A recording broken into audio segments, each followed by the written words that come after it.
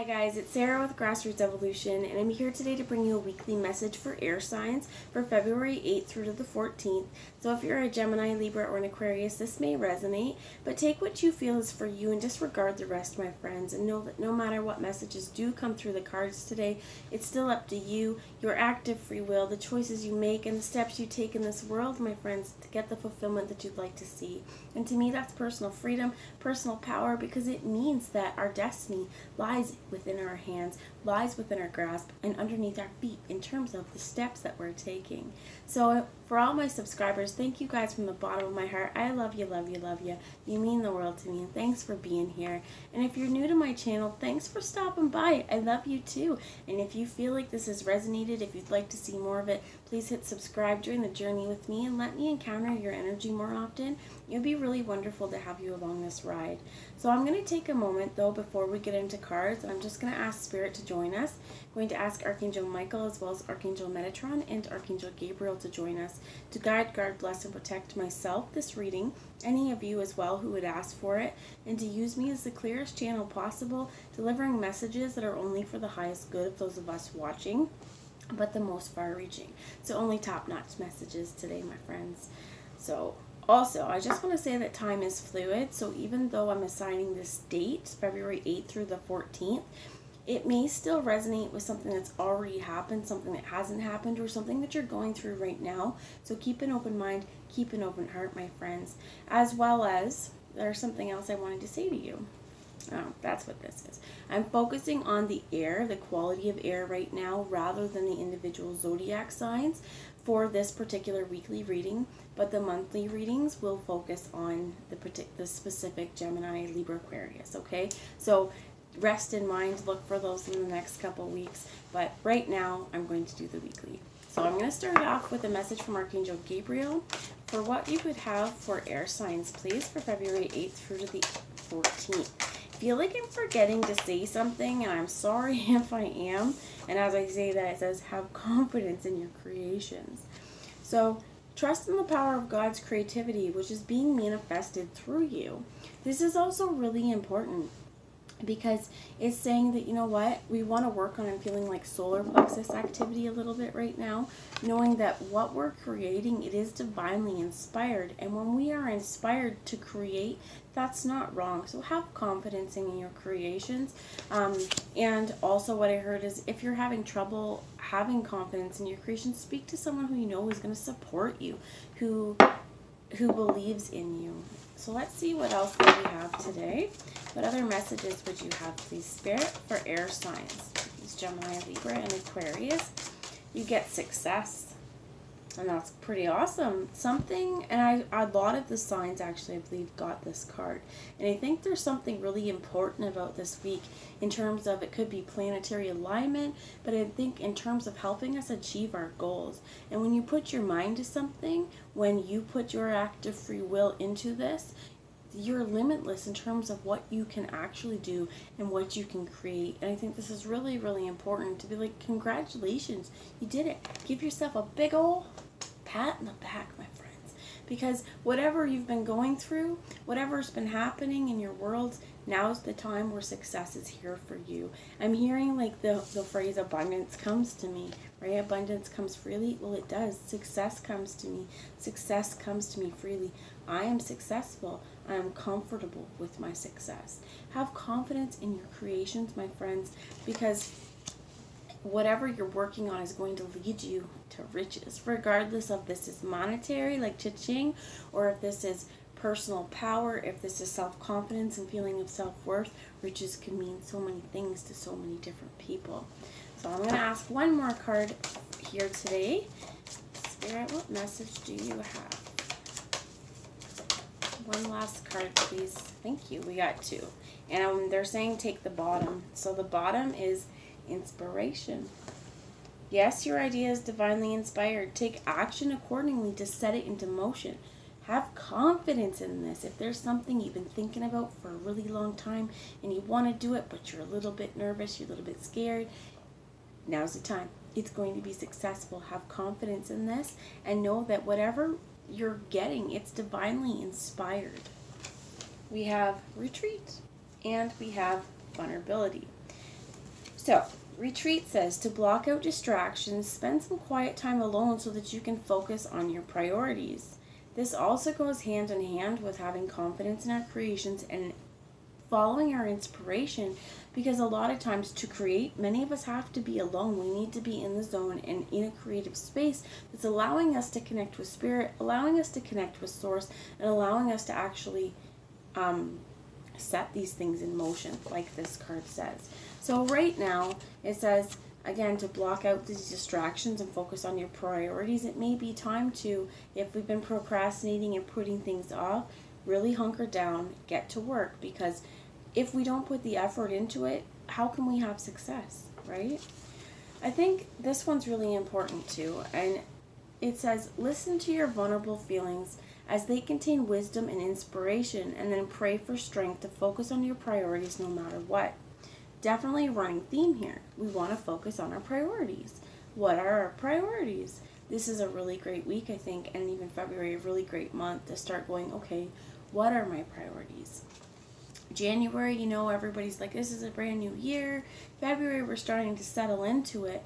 And this is also saying, if I'm feeling a certain way around other people throughout this week, if something triggers me, what was this? I call it empowered vulnerability, because I believe that when we can see ourselves, when we get real vulnerable, when we get comfortable in the uncomfortable, it gives us a space for growth, a space for healing, and it shows us the places where, you know, again, we have a little bit more room to grow. Focus on what you need to this week, blocking out distractions and just getting down to business. But I feel like it's really important to remember that your idea is inspired. It's divinely inspired, so go for it. Whatever it is this week that you feel like, you know what, this is the push, I want to go, go.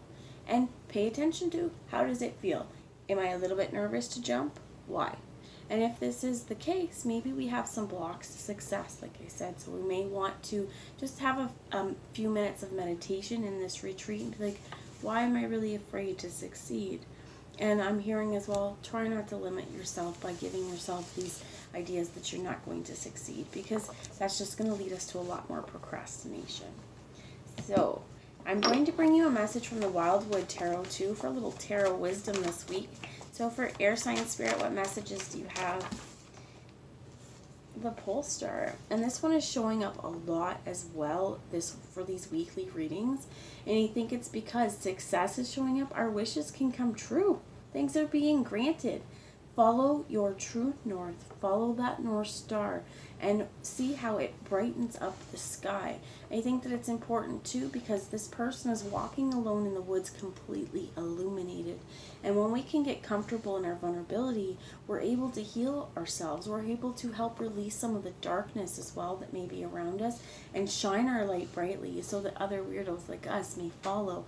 But to say, hey, you know what? This path, even though I may be alone, this retreat as well may be take a walk on your own. But even though you're alone, you're still a beacon of light for someone else. This could also be an Aquarius in your life. This could be, now we are in the time of Aquarius as well.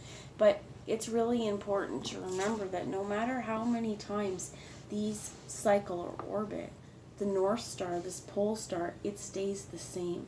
So in a world of change, there's one constant: change. I think as well this may say, what do we want to focus on? What are our priorities? They may be healing, but it may also be granting some wishes or getting some wishes granted. I heard Genie too. I'm thinking Aladdin, the old Aladdin with Robin Williams. Wow. Okay. So, I have all these that fell out. I want to show you these, and they're telling me to take the bottom, so I'm going to take the bottom, and that's perfect. Actually, balance. Everything within balance. I think this is also about too, when we're trying to whatever we're working on, if we are getting distracted by other things and not being able to focus what we're doing right now, something's out of balance. So everything within balance. And I'm hearing like, not again, the procrastination thing is coming up. I'm a wonderful procrastinator. Okay, so If you are as well, you are not alone. There's a whole lot more of us in this world. But one thing that can help us not procrastinate as much is finding balance, setting time in our day that we can do other things. And I also heard this may also have to do with like a routine. I feel like this also could be a Sagittarius as well. So I want to show you the other cards because they're beautiful. Number 20 is the Great Bear, the universe. And look at this. He guards it, right? He guards the entrance to the cave. I'm being guided to tell you a little bit of a story, and it is about Groundhog Day, actually. We were watching a documentary, I'm not sure if it was on YouTube or where it was, but it was talking about how did groundhog come to be? How did the groundhog come to be the animal that we rely on for spring? And it used to be that people would watch the bears. And if bears were coming out of hibernation around now and looking for food, this would signify an early spring. If you didn't see the bears and they were still in their cave, it would be a later spring. So I think this is really interesting as well, because this is step into that bear cave. Step into the unknown, face your fears, right? Because he looks pretty scary. He looks like he's guarded, but I think this is guarding that entrance into that cave. I'm going to read a little bit for the book here, but also, do you see this beautiful dipper right down here as well? So there's a lot going on in this particular card. I heard ritual and ceremony as well. So we have, I'm not going to read reversals, so there are most of these except for one is in a reversal. I feel like the message will come through on its own. We have the Page of Stones, which is the Lynx. This could be an Earth sign, Virgo, Taurus, or Capricorn. You have the Page of Arrows, the Wren. This could be a Gemini, Libra, Aquarius, so us. I'm a Gemini, so. You have the King of Bows, could be a fire sign, Leo, Aries, Sagittarius. And the Adder, the snakes all piling together. And snakes, because they're cold-blooded, oftentimes they do this to stay warm. And I've said it before when I have this, but when I use this deck, but I watched one time, like, early spring, like what the snakes do when food comes, and it was so gross. I guess I don't like snakes. If you like snakes, it's not gross. But to me, it seemed so gross because they were all wrapped and slithering around each other, and then every single one of them trying to go after the same, I think it was a lizard. So this is a message as well I heard about competition. Don't go after the same lizard that everyone else is going after. You may need this company to keep you warm. I feel like it could be group mentality as well, but there's something about this that's like, these guys are also pretty deadly. So trying not to fall victim to competition mode is what I'm hearing. There is smoke in the background as well, which I'm feeling like they could be being driven away. So we'll see what else we get though. We have the Seven of Vessels here, which is about mourning, so the Seven of Cups. And you have the Six of Bows, the Six of Fire, the Six of Wands, about abundance. And this is a really wonderful thing, because if you can see down here, there's all this food around this heart's fire. There's all these spokes around the wheel. There is warmth, there is abundance, and, excuse me just a second, guys. This cat. Okay, I'm back, guys. I apologize. That's my cat, Mr. Snuggles. I can't guarantee he won't come back on the table. He likes to get right up on here sometimes. So, with this, there may be a need to let something go, to truly mourn it. And this is maybe where this vulnerability comes in. There may have been an opportunity that you feel is lost. There may be a person in your world that you're mourning. There may have been a little bit more competition that you wanted as well. I'm going to bring you the message from the Adder, just part of this book. Okay, so the position on the wheel here, I'm throwing cards, is moving away from Bethane. I don't remember what that exactly is. I think it's spring.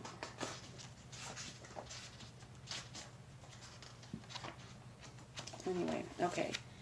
So At this time of year, the adder represents serpentine earth energies rising from the ground into the air and intertwining as male adders struggle for dominance. Sometimes this is mistaken for a mating ritual. They also represent magical power, balance, and the healing arts.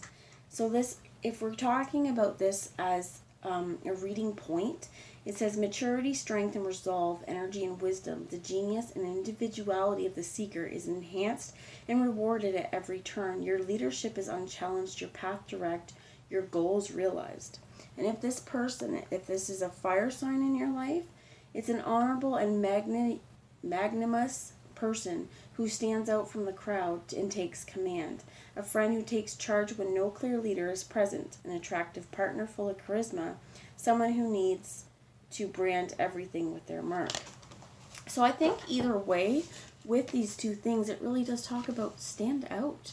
Be your own person. Don't fall victim to this mob mentality or crowd mentality.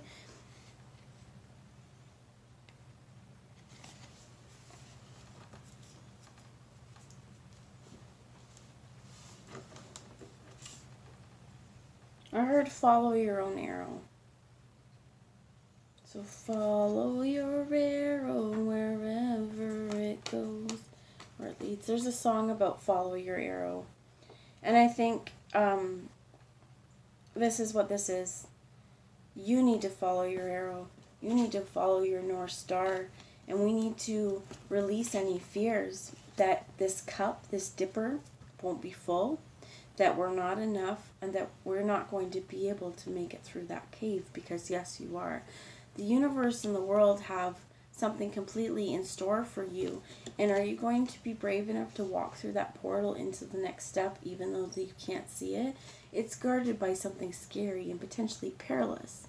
But do the risks outweigh the gain, or is the gain outweighing any sort of risk? I actually want to bring you a message from that one as well. So, this is the Great Bear. He's placed at the winter solstice on December 21st. Its element is earth and is associated with the dark sun, the gateway of the dead and their rebirth, and the still point of renewal and healing. So between two yew trees lies an ancient burial mound of the kind known as a passive grave. Upon this polar bear crouches, keeping watch. The initiate has been laid to rest, covered by earth and stone, and now waits to be reborn, guarded by the shamanic sentinel of the mound. The traditional religious and political concepts of right and wrong, guilt and innocence have no place here, for the judgment that takes place during the time of rebirth is both inward and mystical, and both outward and universal. And this is really important as well, because this is facing down our shadows, facing down our fears, as well as knowing that I did hear death at one point here, that we are protected. And this death, so to speak, I feel like is more of a spiritual awakening. It's saying, you know what, I'm being real vulnerable to what's happened in the past. Those old bones, I see them. But I think I can face them, and I can change them and allow the light to enter my life, to not be focused on, I heard like this monument of fear. Okay, whatever that means to you, if it does mean anything to you. But there is definitely, if you have had a loved one pass away, if you're grieving right now, it is really important to embrace the mourning process. Because if we don't allow ourselves to feel it when it's most important, when it's right fresh, what's going to happen is this is going to tail us. It's going to trail us through whatever we do, and it may even taint us, this unhealed part of ourselves, or something that we're really holding on to. So we have two different things. This is earth and we have air. And I feel like this is really important, guys. There's a lot of earth here. You may have an earth sign in your life, in your chart, but this is more importantly to stay grounded, because what you've been working for, it's coming. You're going to be successful. I already said that, right? We have the Six of Bows here, abundance. It's here. But it means that we have to get over something that told us that we won't have it. We're going to have to mourn maybe lost opportunities. They're not coming back. But this is a brand new day, and we have an opportunity now to follow our passions with this King of Wands. And to move forward stealthily. This may also be like with this lynx that maybe you're not seen coming. Whatever you have to offer the world, they don't know what's going to hit them, my friends, and it's going to be wonderful and magical. And that this is, you need to share your thoughts openly. Like this bird, being free, being weightless. When we can express what it is that we need to release, whatever it is that we are mourning, and whatever it is that we are guarding, we need to also, I feel like, let our guard down. Not being so worried. This guy doesn't want to hurt you, he just wants to protect you. And there's a fine line I heard there. There could be guidance that you are not wanting to listen to as well. But I feel like it is really important. There's something about through the sands of time as well. But this guy here has a couple different squigglies, and I'm not sure if you can see it, but he has spirals on his skull.